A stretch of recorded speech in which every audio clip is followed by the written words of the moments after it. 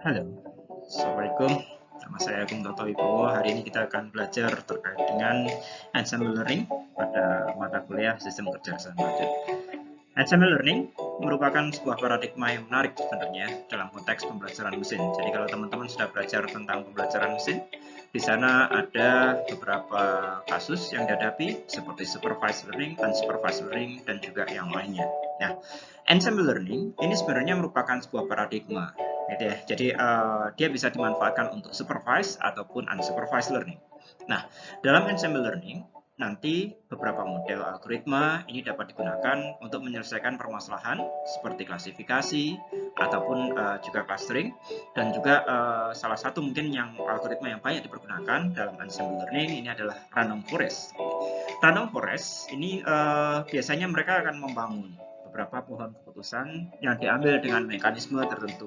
Nah, pohon-pohon keputusan tersebut kemudian berkolaborasi untuk menentukan keputusan akhir yang akan bisa diambil, bisa dengan menggunakan mekanisme voting karena kita memiliki ada lebih dari satu pohon, gitu ya, pohon keputusan, ataupun juga dengan menggunakan average kalau kasus yang kita hadapi adalah regresi.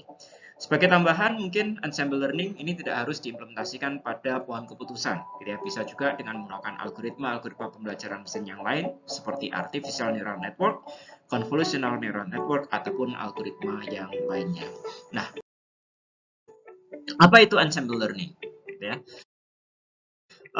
Tadi sudah dikatakan bahwa ensemble learning ini merupakan sebuah paradigma di mana kita memiliki beberapa algoritma atau beberapa model yang kita jalankan secara bersama.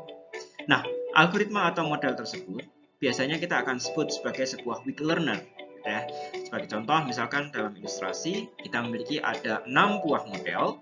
Model yang pertama ini mempelajari tentang bagian hidungnya atau belalainya.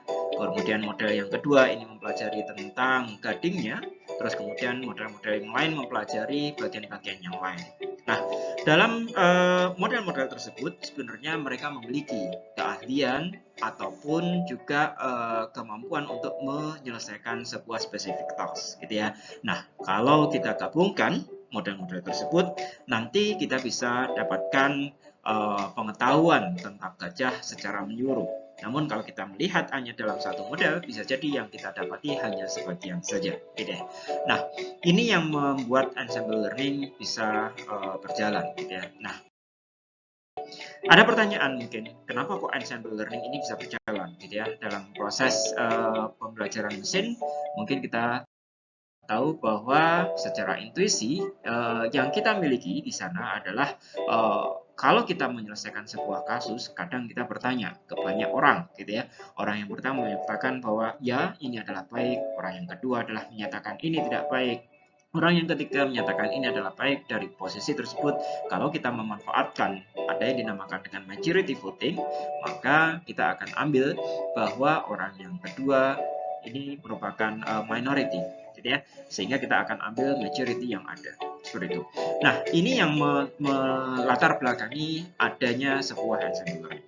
Nah, apa yang dilakukan di sana kalau seandainya kasus yang kita hadapi ini adalah binary class seperti itu? Contoh misalkan kita memiliki ada 5 buah model, dalam hal ini dengan akurasinya adalah sekitar 70%, maka yang bisa terjadi adalah keputusan dengan menggunakan majority ini akan benar. Kalau seandainya 3 dari 5 classifier ini akan benar, atau 4 dari 5 classifier adalah benar, atau kesemua classifier adalah benar juga. Seperti itu.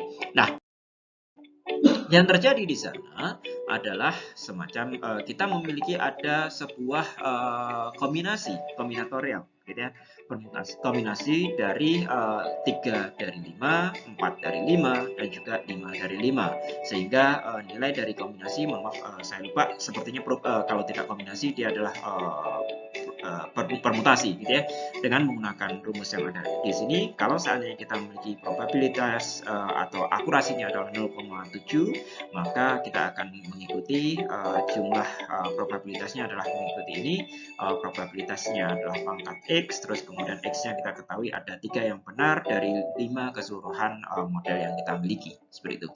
Nah, kalau ini kita telusuri lebih jauh, maka sebenarnya dari 3 dari 5, ini seolah-olah kita memiliki ada 10 dikalikan dengan 0,7 pangkat 3, dikalikan dengan 0,3 pangkat 2, demikian seterusnya untuk model-model yang lainnya.